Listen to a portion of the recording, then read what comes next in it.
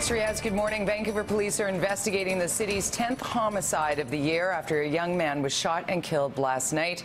Greg Harper joins us now from the scene with the details. Greg? Good morning, Jody. Well, this happened just behind me here. I'm on Worthington Drive at Seaforth Drive in East Vancouver. Police were called here just after 9 o'clock last night, and as you can see behind me, they remain at the scene. Vancouver Police has their mobile command center set up, and they also have a good portion of Seaforth Drive taped off. Police were responding to a 911 call that a number of gunshots were heard. When officers arrived, they found the victim lying on the side of the road. He was pronounced dead at the scene. Police haven't released a name, but say the victim was a 20-year-old man who was out on bail on a charge of manslaughter. Police believe the shooting is targeted. No arrests have been made and no suspect information has been released by police. VPD saying they will be speaking to witnesses today, also looking for any video that might exist of the crime taking place. Jody? Thanks so much. Greg Harper reporting live this morning from East Vancouver. An investigation into the suspicious death of a 15-year-old boy in East Vancouver is now being treated as a homicide. Police say a family member found Jason Nguyen at home with serious injuries on Sunday.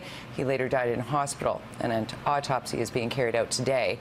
This is the city's 9th homicide of the year and the youngest murder victim so far in 2015. Nguyen was not known to police. We are still in the very early stages of an investigation. There's limited details that I can share. I will say, though, that the attack on Mr. Nguyen does not appear to be random. We're asking for the public's help with any information that they may have. Just hours after it was officially unveiled, the brand new Pride crosswalk in New Westminster was vandalized last night. Witnesses say they saw an elderly man pouring paint on the rainbow-colored crosswalk at Church and Columbia Streets. The 91-year-old man was found nearby and is now being questioned by police. He was taken to hospital for an evaluation.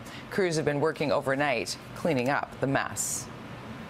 Meantime, just as this week's Pride celebrations officially get underway, a member of the Vancouver Pride Society has resigned, saying the organization has become too partisan in its politics.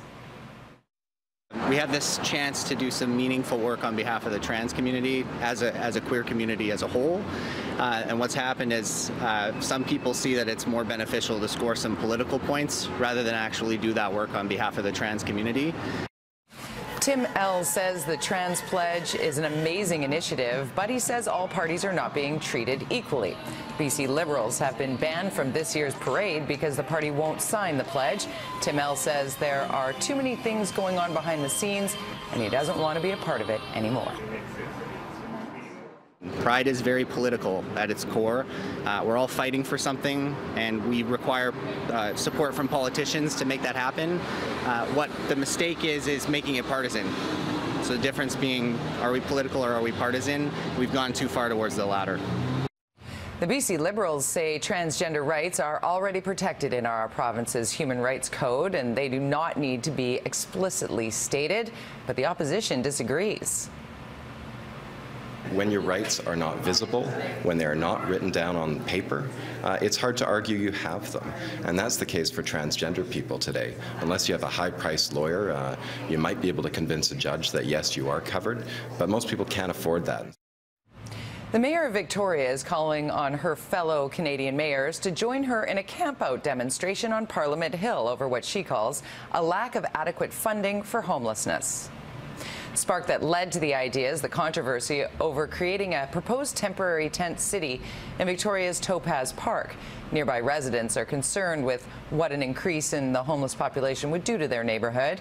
Mayor Lisa Helps says the city is in a dilemma because there isn't enough housing.